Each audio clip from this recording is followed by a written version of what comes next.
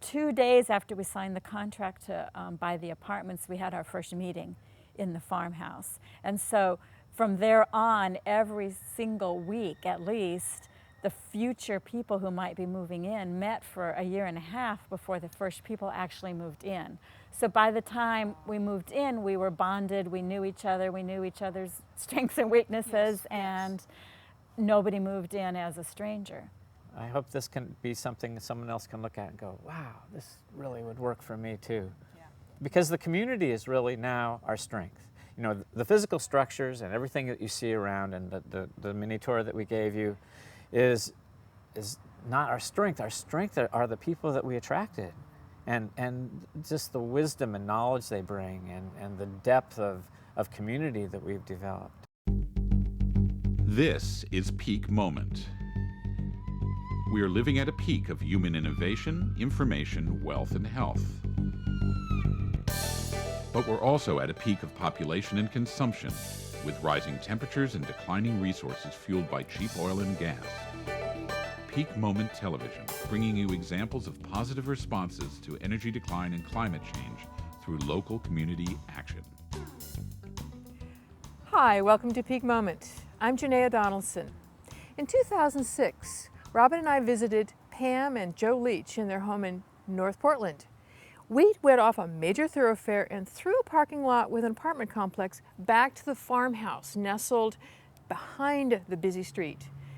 And there we met Joe and Pam. Welcome again. Thank Good you. to see you 4 years later. Thank you for taking the time to see us again. Well, a lot has happened because now you're not living at the farmhouse. You're living in a transformed apartment house, and it's not even an apartment house truly anymore. So we need to get caught up to date. Okay. Joe, you told us at the end of the show about creating a relationship with the folks at the apartment house for your garden purpose. Tell us about that again. Well, we continued developing that relationship, and through just talking and getting to know each other, we ended up purchasing the apartment complex. Wow, that's a big, big step. That was a big step. And working with our development partner, Rick Gustafson, and his brother, we developed the apartment complex into condominium.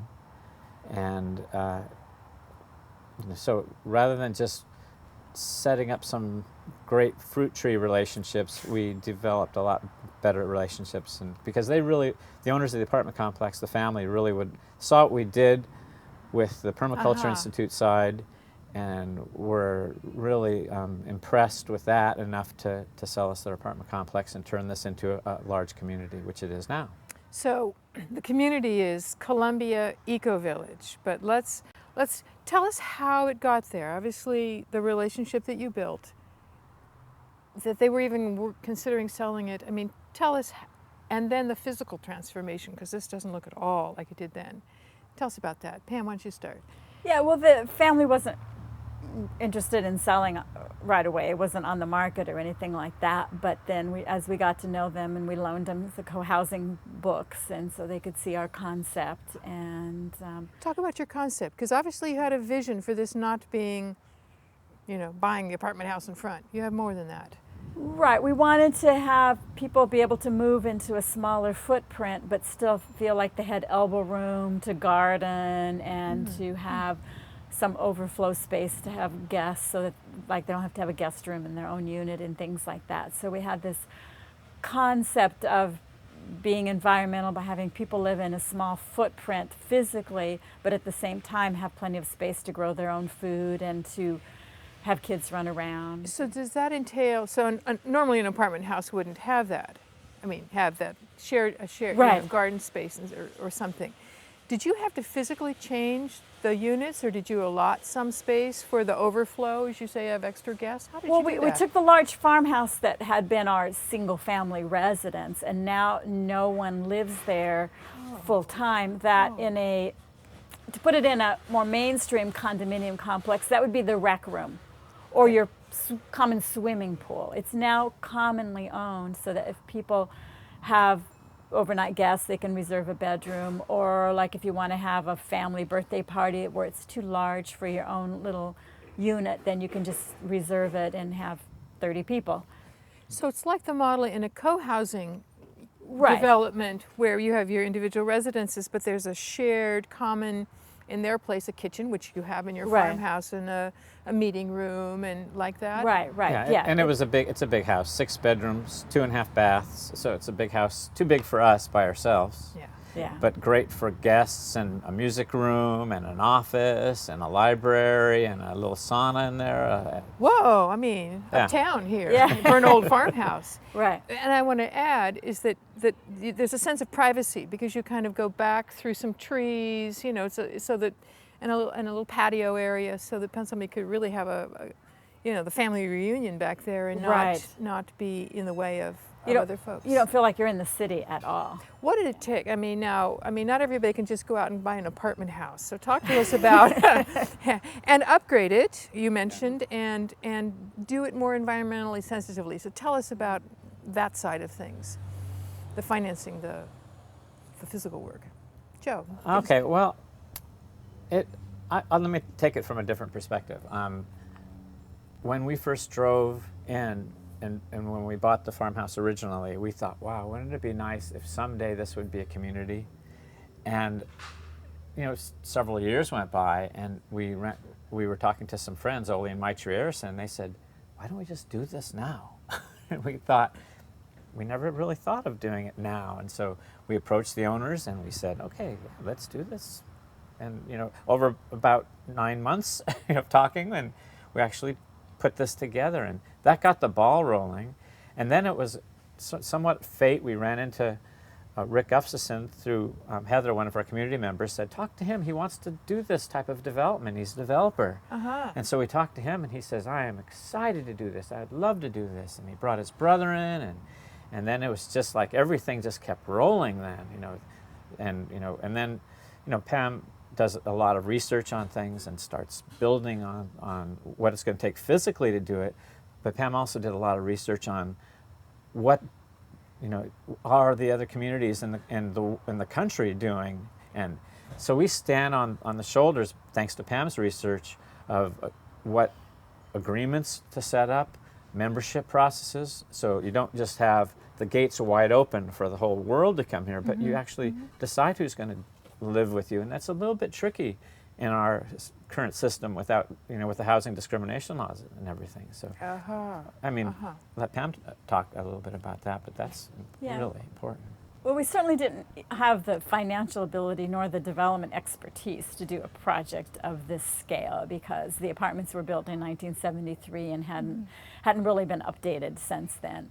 So with the help of our professional developer partner, we were able to get commercial financing in order to remodel the buildings. And how much did that take? I mean, just an idea. How many units? Let's go back. Oh How yeah, many units we have 30.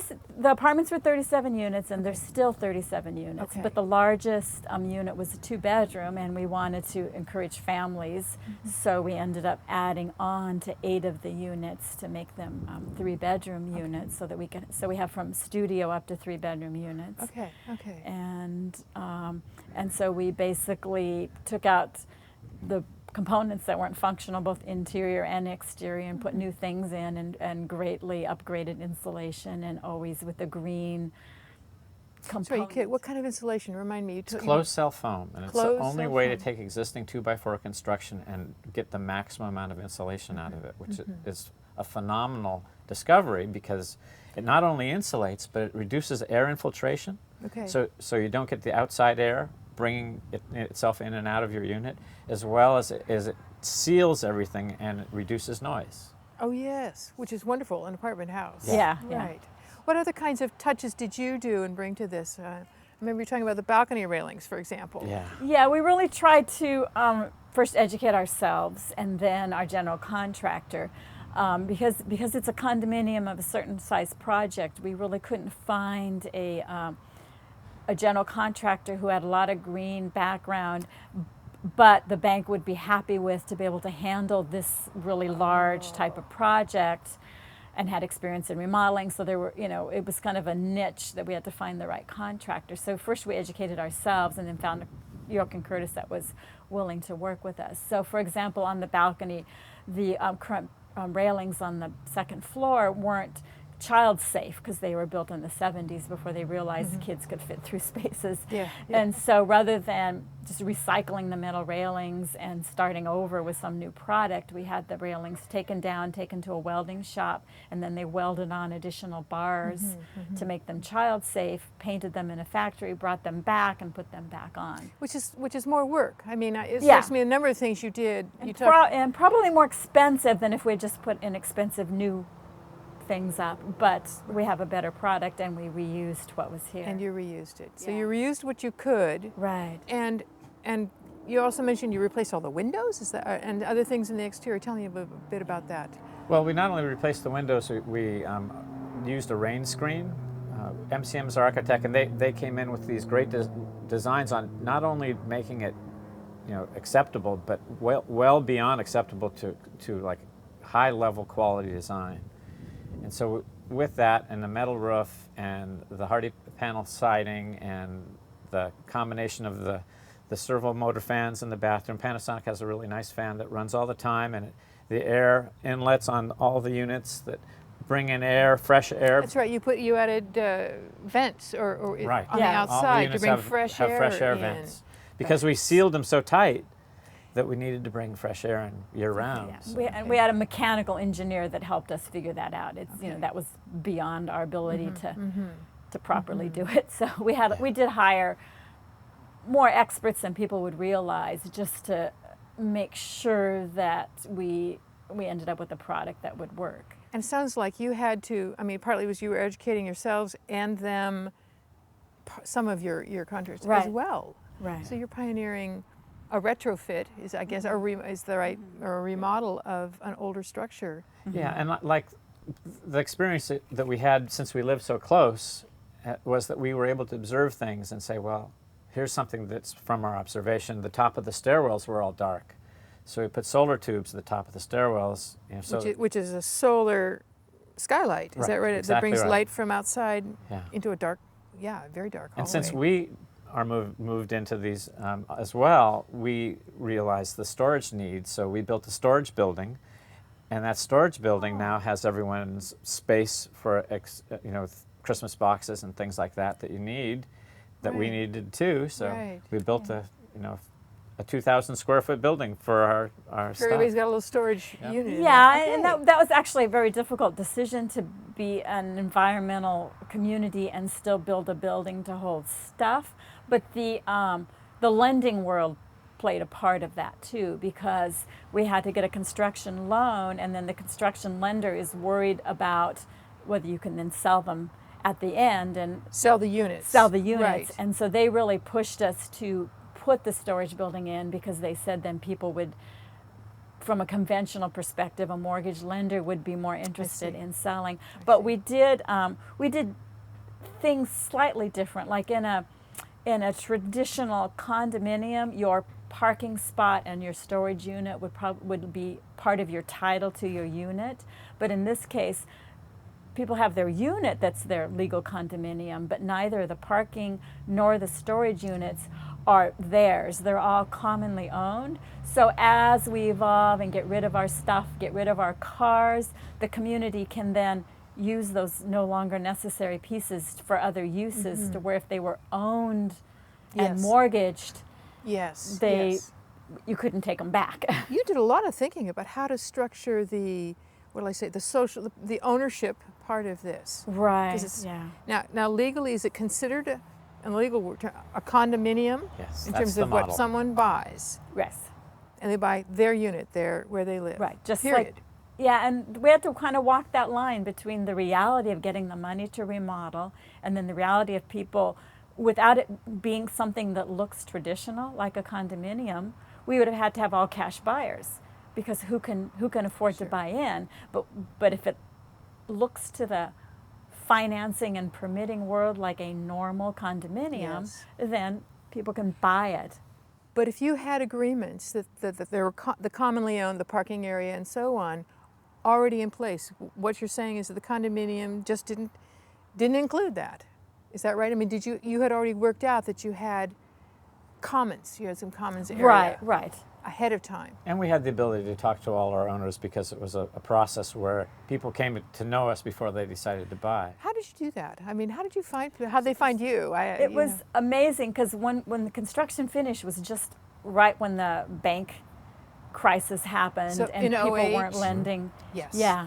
Beginning Yeah. of 08. Yeah. Oy! And so, but we still managed to sell out and without listing on multiple listing. It was all basically word of mouth, flyers around town, because people who wanted to live in this type of environmentally oriented community, they wanted to live here. So they figured out how to make the financing work. We had families that originally wanted larger units but ended up moving into something smaller so that they could afford to live here. We had people who bought a different unit than maybe they would have wanted so that somebody else could rent it to them. And we had just a lot of informal things going on because by the time people were ready to close escrow, everybody knew each other and was friends and wanted to facilitate their friends being able to move How in. did that happen? How did they come to meet each other? I mean, this sounds like not the same as, go check an apartment with a realtor and see whether how did that, you were building community before people even moved in. Oh, absolutely. How so? Yeah.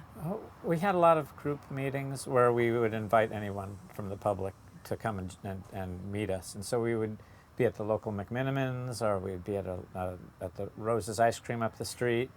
And we'd just say, please come and hear about our Ecovillage. We had a little slide presentation and we had several people that would come from the Ecovillage who were already members who would join us I see. and talk to some of these people that might be their future neighbor.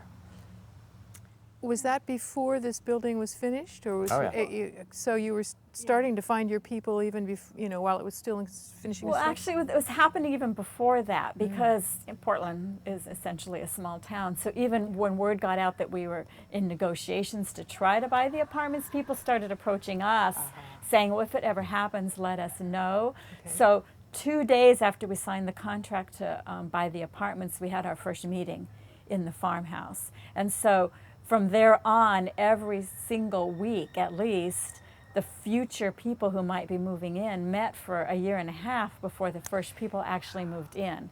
So by the time we moved in, we were bonded, we knew each other, we knew each other's strengths and weaknesses, and nobody moved in as a stranger.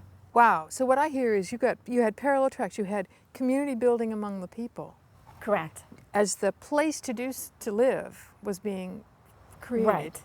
That's you got to have a busy schedule for you two. Yeah, it was two incredibly. full-time jobs. Aw. Yeah. But we also had some critical, really important criteria that helped us identify those that would be the best to join Tell our us community. There's a book by Diane Leaf Christian, and she talks about, it's called Creating a Life Together, and she talks about how there are many people out there that may not be the fit that work really well in community, even though they want to join a community. And it's really important to try to identify those people and between you find the best fit that works for both of you. And just to be really able to find that fit is the key to forming a good community. And she has a whole book with chapters on tools and things to look for. And I think that was one of the important foundation pieces of our community. Okay, great. That's a good recommendation. What kind of so we'll get into and meet some of the community members Right. and talk about what it's like and agreements and so on. Just what pieces haven't we covered that could be of value to other people wanting to think about the same thing? How important was it that you were finding potential buyers, community members ahead of time? Do you think that's critical, or? Well, it was critical to financing because as the financing world got worse and worse, when we first started talking to our lender, they were just going to give us the loan based on our developer partners' experience and financial ability. And then as we got closer to actually closing on the construction loan, they wanted 50% of the units under contract. And then by the time we actually sold, by the time we actually started construction, they had raised the bar to 65%, had to be under contract. And so we were able to do that because people were committed and were willing to commit to Boy, that buying. makes sense. If you're going to go, well, which most people will, conventional financing. Right, and that way that's why we were in less trouble than a traditional condominium, because we had so many people lined up willing to move in, and we just wanted people to understand that it wasn't, like I said, it wasn't you just walk on with a real estate agent and buy a condominium. We wanted people to understand that everybody moving in had fairly strong environmental values, and you needed to be comfortable with your neighbors having those values, and you needed to be comfortable with your neighbors expecting you to be friendly even if you're in somewhat of a bad mood. And we just wanted people to know that there were expectations that everybody was going to know everybody. Like when you arrived, you were able to ask a 7-year-old where our apartment was, and she could tell you where it was. Yeah, I mean, it struck me that everyone knows everyone. Yes. And go ahead, Joe. One of the guidelines that helped people identify with us and decide whether this was the right community was early on we created our visions and values. Oh, and excellent. With that and putting that on a website, people were able to say, I'm not sure if this is the community for me, versus this really resonates with me, and therefore I want to move here.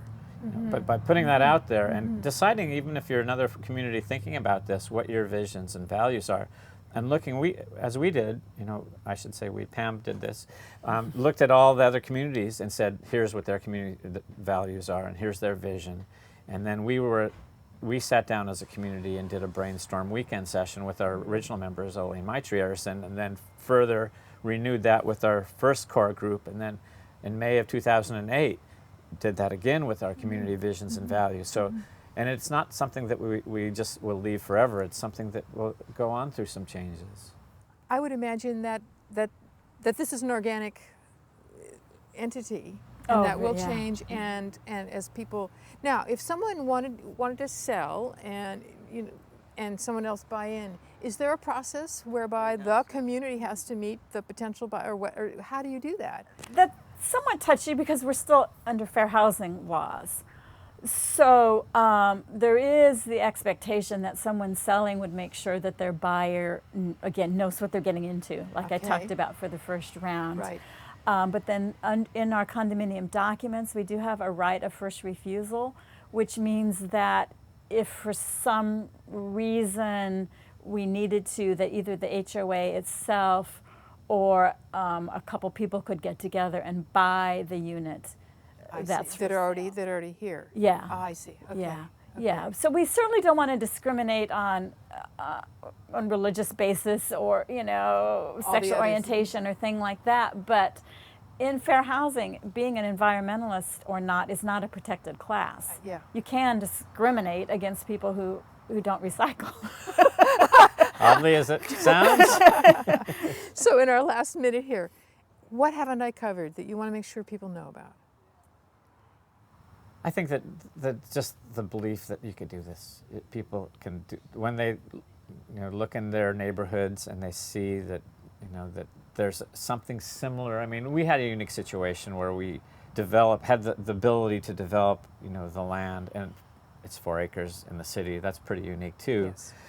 But there are other setups in the city that wherever someone may live, they can look at this and say, hey, with the right tools and the right background and the right research, you could do this. You could put this together.